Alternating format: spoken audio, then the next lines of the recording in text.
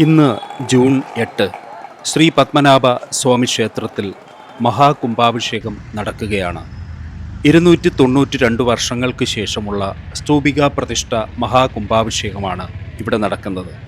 ശ്രീ പത്മനാഭ സ്വാമി ക്ഷേത്രത്തിലെ ഭഗവാന്റെ ഒറ്റക്കൽ മണ്ഡപത്തിൻ്റെയും ഗർഭഗൃഹത്തിൻ്റെയും പൂർണ്ണ തോതിലുള്ള സ്തൂപികാ പ്രതിഷ്ഠ മഹാകുംഭാഭിഷേകം ഇതിനു മുമ്പ് നടന്നത് AD 1733 മലയാളം ആണ്ട് 908 മതിലകം രേഖകൾ പ്രകാരം.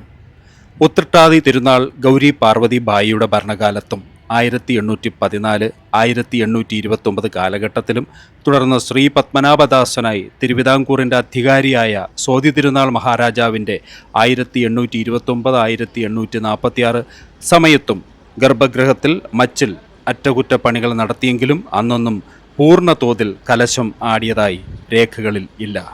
ആയതിനാൽ 292 വർഷങ്ങൾക്കു ശേഷം നമ്മുടെ ഓരോരുത്തരുടെയും ഭഗവാന്റെ മണ്ണിലെ ഈ ജീവിതകാലത്ത് സംഭവിക്കുന്ന സ്തൂപികാ പ്രതിഷ്ഠ മഹാകുംഭാഭിഷേകം ഒരു മഹാസംഭവവും ജന്മപുണ്യവും തന്നെയാണ്. ഇതുമായി ബന്ധപ്പെട്ട് തിരുവനന്തപുരത്ത് പത്മനാഭസ്വാമി ക്ഷേത്രത്തിലും പരിസരത്തും വൻ സുരക്ഷാ സന്നാഹങ്ങളാണ് ഒരുക്കിയിരിക്കുന്നത്.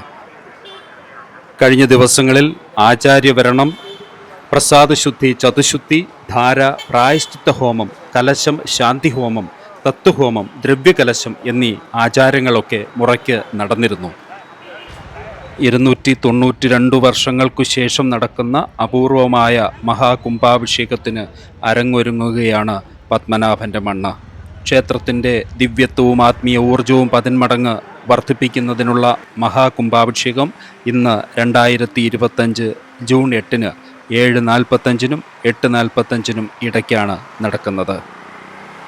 ഈ ശുഭമുഹൂർത്തത്തിൽ തന്നെ സ്വർണ്ണ താഴിക കുടങ്ങളുടെ സമർപ്പണം, അതുപോലെ കടും ശർക്കര യോഗത്തിൽ പുതുതായി പണിത വിശ്വക്സേന വിഗ്രഹത്തിൻ്റെ പുനഃപ്രതിഷ്ഠ, തിരുവമ്പാടി ശ്രീകൃഷ്ണസ്വാമി ക്ഷേത്രത്തിലെ അഷ്ടബന്ധ കലശം എന്നിവയാണ് ഇന്നത്തെ മറ്റു ചടങ്ങുകൾ.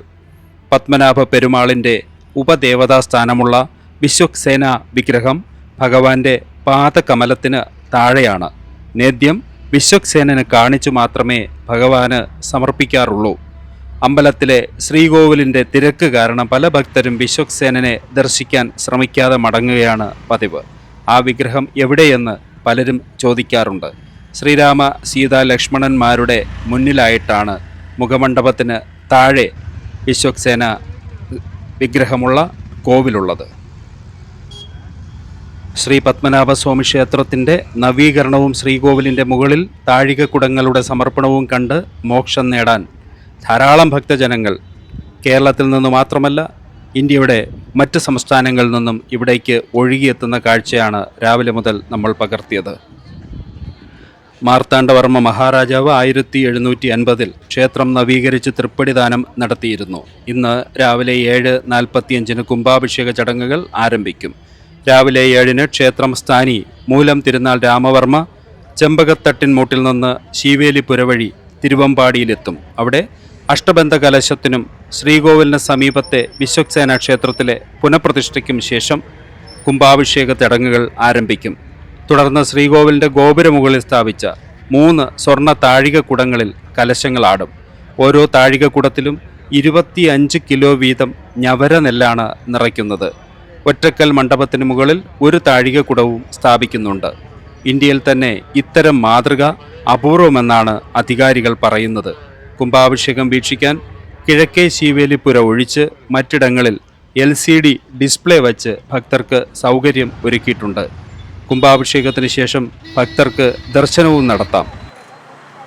നമുക്കെല്ലാം അറിയുന്നതുപോലെ വൻ സുരക്ഷാ സംവിധാനമുള്ള ഒരമ്പലമാണ് ശ്രീ പത്മനാഭസ്വാമി ക്ഷേത്രം. അതുകൊണ്ട് തന്നെ ക്ഷേത്രത്തിൻ്റെ പരിസരത്തും ചുറ്റുപാടിലുമൊക്കെ ധാരാളം പോലീസുകാരുണ്ട്. ക്യാമറ ഉപയോഗിച്ച് ചിത്രങ്ങൾ പകർത്താൻ വിലക്കുകളുണ്ട്. അതുകൊണ്ട് തന്നെ ഭക്തർക്ക് LCD ഡിസ്പ്ലേ വഴിക്കാണ് അവിടെ നടക്കുന്ന ചടങ്ങുകളൊക്കെ തത്സമയം കാണാൻ സാധിക്കുക. അമ്പലത്തിന് അകത്ത് ക്യാമറയുമായി പോകാൻ നമുക്ക് യാതൊരു വിധമായിട്ടുള്ള അവകാശവും സ്വാതന്ത്ര്യവും ഇല്ല എന്നുള്ളതും നമുക്ക് ശ്രദ്ധേയമായൊരു കാര്യമാണ്. ഒരുപക്ഷെ നമ്മൾ അങ്ങനെയൊക്കെ ഉപയോഗിച്ചു കഴിഞ്ഞാൽ പോലീസോ അധികാരികളോ കണ്ടു കഴിഞ്ഞാൽ അത് വലിയ പ്രശ്നമാണ് ഈ അമ്പലത്തെ സംബന്ധിച്ചിടത്തോളം. അതുകൊണ്ട് തന്നെ നമുക്ക് ഈ ദൂരെ നിന്ന് കാണാവുന്ന കാഴ്ചകൾ മാത്രമേ വിഷ്വലി ചിത്രീകരിക്കാൻ സാധിക്കുകയുള്ളൂ. അതാണ് സാധാരണക്കാർ പറയാറ്, ഭഗവാന്റെ പരമഭക്തരാണ് എങ്കിൽ കൂടി ഭഗവാനെ ദർശിക്കാൻ വലിയ പ്രയാസമാണ് എന്നത്. സാധാരണ രീതിയിൽ ഈ അമ്പലത്തിൽ സ്ഥിര ദർശനം നടത്തി ശീലമാകുന്നവർക്ക് അതൊരു പ്രശ്നമായി തോന്നാറുമില്ല. നമ്മൾ അവിടെ പോകുന്ന വഴിക്ക് തന്നെ എല്ലാ ഗോപുരത്തിൻ്റെയും മുന്നിലായി ക്ലോക്ക് റൂമുകളുണ്ട്. അവിടെ മൊബൈൽ ഫോണും ബാഗും ഒക്കെ കൊടുത്തതിന് ശേഷം പുരുഷന്മാർ മുണ്ടും ധരിച്ച് അകത്തേക്ക് പ്രവേശിക്കാവുന്നതാണ്. കാശിരിക്കുന്ന പേഴ്സ് കൊണ്ടുപോകാം. അതുപോലെ റിമോട്ട് കൺട്രോളർ ഉപയോഗിച്ച് പ്രവർത്തിക്കുന്ന വാഹനത്തിൻ്റെ കീയൊന്നും കൊണ്ടുപോകാൻ സാധിക്കില്ല. മെറ്റൽ ഡിറ്റക്ടർ വഴിയാണ് കടന്നു പോകേണ്ടത് എന്നുള്ളത് കൊണ്ട് അങ്ങനെ എന്തെങ്കിലും വസ്തു നമ്മുടെ കയ്യിലുണ്ടെങ്കിൽ അവിടെ പോലീസ് അത് ഐഡൻറ്റിഫൈ ചെയ്യും. നൂലാമാലകളാണ്. അതുകൊണ്ട് പൊതുവിൽ അമ്പലത്തിലേക്ക് ദർശനം നടത്താൻ പോകുന്നവർ പൂർണ്ണ ഭക്തിയോടുകൂടി ഓം നമോ നാരായണ മന്ത്രം ജപിച്ചുകൊണ്ട് ബാക്കി എല്ലാം പുറത്ത് ഉപേക്ഷിച്ചുകൊണ്ട് ഭഗവാനെ മാത്രം, അതുതന്നെയാണ് യഥാർത്ഥ സത്യവും. നമ്മൾ ഭൗതികമായ എന്തെന്ത് വസ്തുക്കൾ ജീവിതത്തിൽ സമ്പാദിച്ചാലും നമ്മളത് കരുതി വച്ചാലും സൂക്ഷിച്ചാലും ഹൃദയത്തോട് ചേർത്ത് വച്ചാലും അതൊന്നും അല്ല ശാശ്വതം.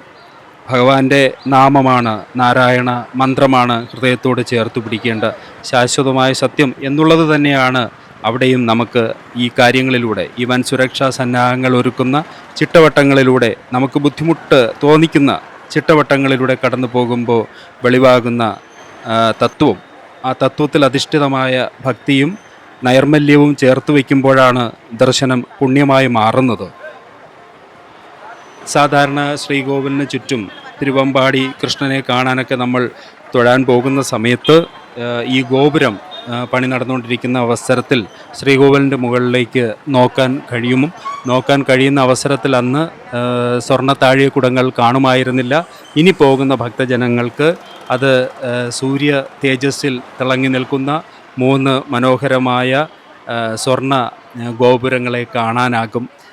ഈ തേജസ് പ്രാപഞ്ചിക ഊർജമായി മാറുന്ന ഈശ്വരഭക്തി, ഈശ്വരനിലേക്ക് സന്നിവേശിക്കപ്പെടുന്ന ഊർജവും തിരിച്ച് പ്രകൃതിയിലേക്ക് പ്രസരിക്കുന്ന ശക്തിയും, ഇതിനൊക്കെ വേണ്ടുന്ന ഒരു ഭക്തിയുടെ സൂത്രവാക്യം പോലെ ഈ മഹാകുംഭങ്ങൾ സൂര്യപ്രകാശത്തിൽ വെട്ടിത്തിളങ്ങി നിൽക്കുന്ന ആ കാഴ്ച അതിമനോഹരമായിട്ടുള്ള ദർശന പുണ്യം നമുക്ക് നൽകുമെന്നുള്ളതിന് തർക്കമില്ല.